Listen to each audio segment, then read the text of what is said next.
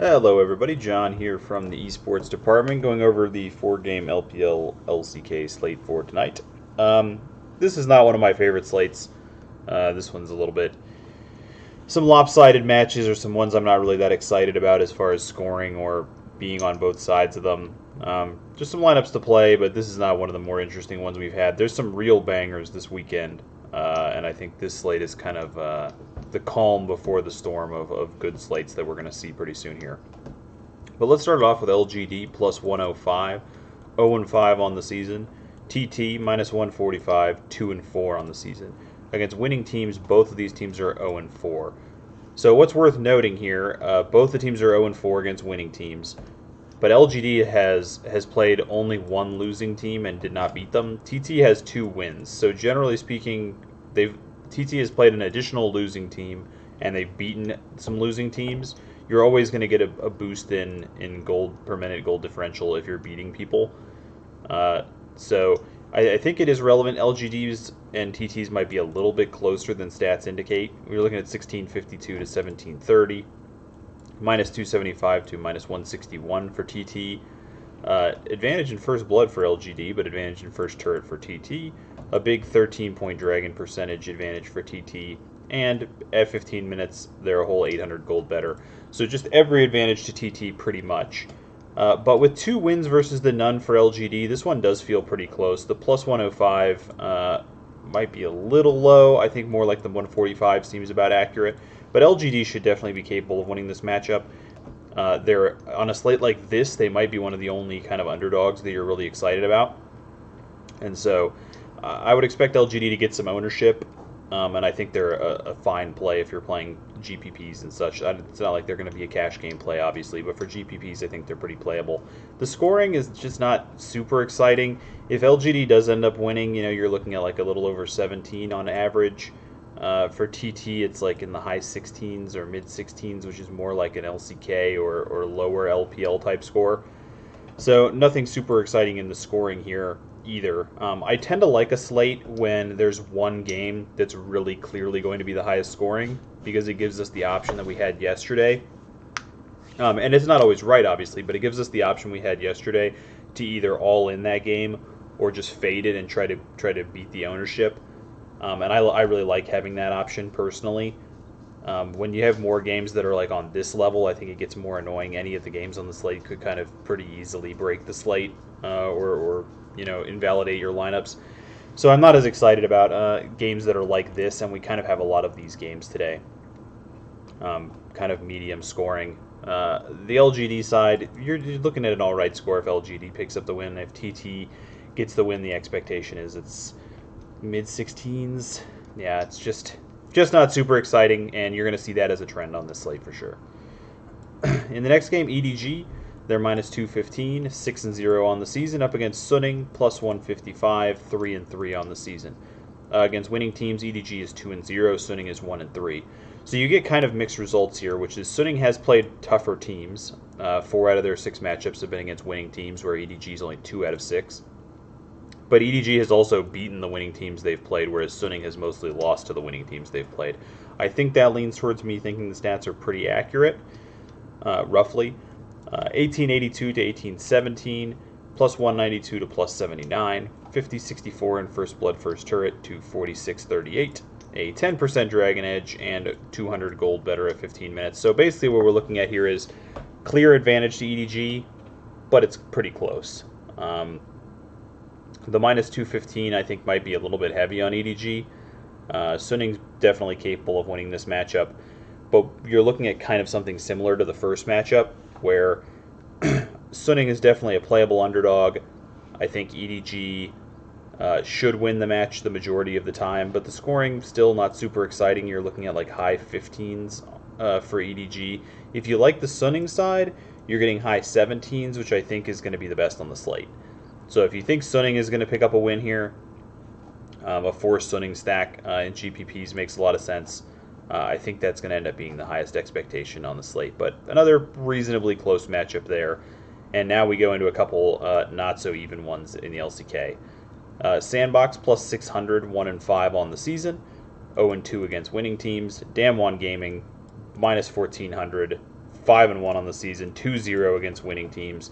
Obviously, a pretty lopsided matchup there with Damwon Gaming being an absolutely huge favorite. These teams have played the same number of winning teams. Sandbox, I will say, statistically, looks so much better than other teams that have better rankings than them. They have a 60% dragon percentage, which is crazy. They're up gold at 15 minutes, despite the fact that they're 1-5.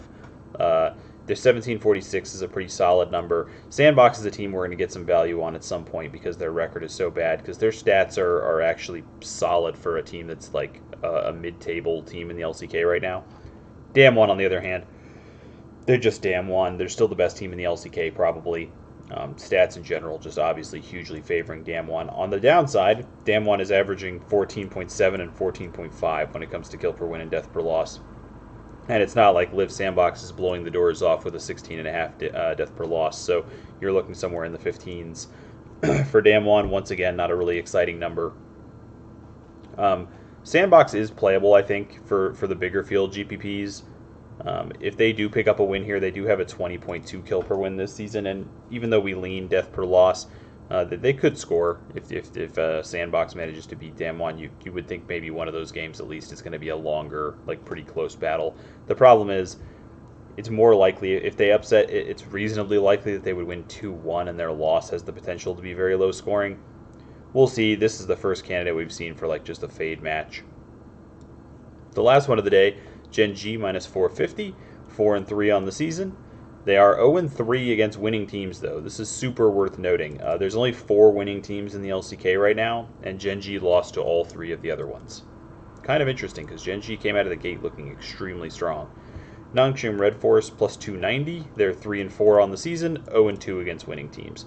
So Nongshim, on the other hand, has only played 2 of the they only have 2 matches left in this half of the season, and they've only played against 2 of the 4 winning teams. So they have the toughest schedule remaining. They're going to play GENG, and then they're going to play another one of the other winning teams as their last matchup. So probably Nongshim stats are maybe a little bit inflated right now, even because they're going to have to play 2 tough matchups as their last 2, which should reduce their stats. Not that it matters too much, because GENG's general stats obviously are just going to absolutely crush Nongshim. This matchup, we get high 16s out of GENG if you think they're going to win. We've dealt with the Nongshim problem so far this season, that their kill per win is very low when they win, but they do give up points when they lose. And GENG is capable of getting points when they win. One of the big problems with GENG, though, is you're going to have to be worried about lineup issues. And just doing a quick double check, I believe GENG is the last game today. Yeah, which is just, uber frustration. You want to play GENG. Their stats are looking pretty good as far as expected kills on this slate, and they're a big favorite. But how are we supposed to play them when they're in the second matchup? They switched out their last match they switched their mid laner to somebody who hadn't played all season. Clid and Flawless have gone back and forth. It's pretty tough to play GENG, I think, in anything where you need to be safe. In the bigger field GPPs, you might have to take a gamble. Maybe you make 2 versions of the lineups, a Clid version and a Flawless version, and try to take advantage of that. That's definitely something that can be done in the GPPs today. But GENG just puts us in a tough spot. If we're going to fade a match, I think Damwon and Sandbox makes the most sense. The scoring expectation is pretty low, and Damwon likely to win some fairly macro-heavy, straightforward games, you would think. The LPL ones, I think probably we want to get some play on. So, GENG, Nongshim, I think it's a playable matchup. Nongshim certainly could win. GENG has backslid a little bit, but most likely I think their backslide is just because they're playing against tougher teams, and we should expect probably GENG to come out on top there as well. So where does that leave us in terms of ownerships? I'm guessing we see Sandbox at the bottom, and I actually think we'll see Nongshim Red Force. Oops. I think we'll see Nongshim Red Force probably as the second lowest owned team. I could actually see GENG being down here somewhere. I think it's going to be LGD there, but I could actually see GENG honestly being right here with how many subs they've had recently, and the fact that they're the second game. I could see GENG being too low on this slate. I might end up being wrong on that, but I could definitely see that. Damwon Gaming probably next. I think you'll see Sunning as a reasonably high owned team. and probably it goes something like TT EDG with Sunning in the GPPs being a reasonably high-owned team. It could actually be Damwon ahead. I just think we're going to see a fade away from GENG on this slate a little bit. People will try to fit them in somehow, but since they're going to have to avoid, you could see a real gap between like Ruler's ownership and the mid and jungle. Like Ruler might be in a lot of lineups, but I think the mid and jungle are going to be like somewhere down in this range, and that makes them still pretty playable if you're willing to take the risk on that stack. I think you're going to see something like this. For me, it stands out that TT, I think, is going to be the highest owned team on the slate. It could be EDG with TT second, but I think TT is going to be pretty highly owned. That stands out to me because TT is just not a team that I think is good and consistent enough to be one of the top owned teams on a slate. Makes me want to lean towards some LGD for GPPs for sure. So I think we'll definitely see GPP, LGD being involved. Let's move over to cash games and who we're looking at for the highest scorers from the favorites. There we go. So they've got the LCK top laners. We know a lot of the LCK top laners just killing it. So GENG in first, then TT and EDG. In the jungle, it's TT at the top, then GENG, Damwon, EDG actually coming in last. In the mid lane, TT again, then GENG, AD carry, GENG up top, Ruler. So you're definitely going to see Ruler just owned on this slate. Viper's projection, it feels a little low, but we lean towards previous or current season rather. So it's, I would have to believe this is pretty accurate. They like Ruler quite a bit. Sam D down in third and Ghost in last. And at support, Teen, Life, Mako, and Barrel comes in last. So TT is the team for sure that it's telling you is going to be the highest expectation winner, and that doesn't surprise me, which is why I think LGD makes a pretty good GPP play today. Looking at possible teams to play in cash, GENG, Damwon, EDG feels like I'm not sure that you can go there since they're not one of the highest scoring teams, and I think, you know, they're open to lose this match. TT, in order for, let's just get an exact number here. Sorry. Just doing a quick implied win percentage thing here. It's a 59% implied win percentage from TT. If you think that's accurate, I think they're probably cash playable. If they win 59% of the time, we're expecting them to be the highest scoring team on the slate. So if you get a heavy stack of them in, you would expect that to be the highest scoring team when they win, and they win 59% of the time. It's a little sketchy, but I don't think I want to go all the way down. Like, I think GENG, with the fact that they can sub, I don't know that you want to try something like a Damwon GENG. Let's see what it comes up with as far as like potential scoring, because I think you could play TT GENG. I think you could play TT Damwon Gaming. I think you could play GENG Damwon Gaming, and then let's have a look at EDG and Damwon, EDG and GENG, and EDG and TT. We'll have a look at all of those just to see what they come up with. TT GENG, we get, you just get Ruler Captain with 4 TT, man. So you could avoid playing the subbed positions on GENG pretty easily, which makes them much more cash playable. This leaves money on the table too. So you could switch to Sam D. You could play Ruler down here, and yeah, you're not taking any of the sub risk here. That's pretty nice. So that definitely makes GENG cash playable if you can play AD carry captain and avoid their problem spots. What about TT and Damwon? 597, probably not worth even considering that, given what we just learned about. I don't think Damwon's even in consideration for cash, probably, given that we see what you can do with the lineup like this. Let's see what EDG looks like with TT in particular. You get a mid-captain 3-3, so they actually just prefer the TT Gen G scoring-wise as well, so I don't see much reason not to play that. I don't think you need to investigate much further.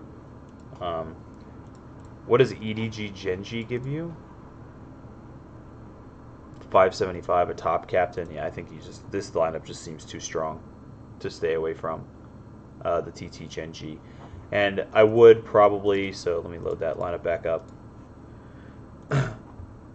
Even though the AD carry projections have them switching over to ruler here, I think switching these back and getting Sam D as your captain for cash is probably safer. If you're going to play a heavy stack of TT, it's probably safer to make sure that their AD carry is in the spot, even though ruler out projects.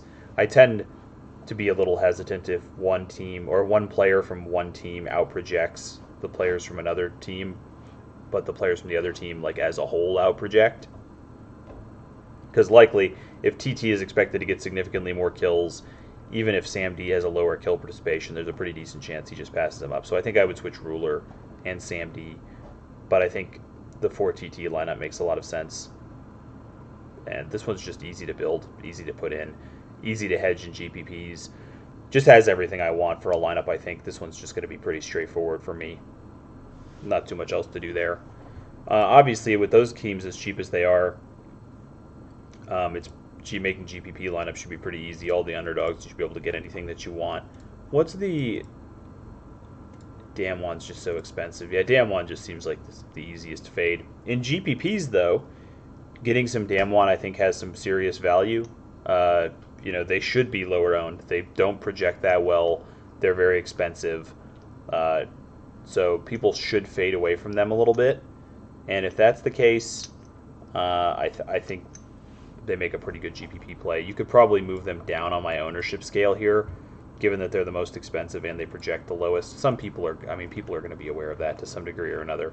So that means I think you could maybe get a spattering of Damn one in the GPPs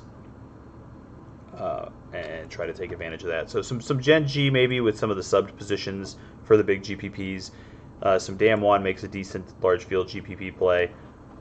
If EDG and Sunning are both top 4 in ownership, you could consider fading that matchup instead and playing like Damn one Gaming in the bigger GPPs. This matchup doesn't project super well, the EDG Sunning one, and their ownerships are projected to be high. So you're picking a matchup that, even though I think on average for sure EDG and Sunning will outscore the Damn one match, if these guys are both going to be top 4 ownership and the Damn one match is going to be significantly lower owned overall, you'd probably rather in the bigger GPPs lean towards the Damn one match as the one that you're involved in. So a little bit more of an interesting slate than I would have thought. But definitely one that I think there's some things you can do on this slate. So maybe not quite as bad as I was thinking. So that'll be all for this one, guys. Not as bad of a slate as I might have thought going into it. Some more interesting stuff you can do there. We are leaning into a weekend with some serious bangers and some 5-game slates, which we haven't had yet. Then we'll be on LPL break. So a couple more days of slates, and then we get to sit back and relax a little bit and wait for the LCS and LEC. So that's all for me today, guys. Good luck tonight. Hit me up in the Discord and on Twitter if you have any questions, and I will talk to you guys later. Have a good one.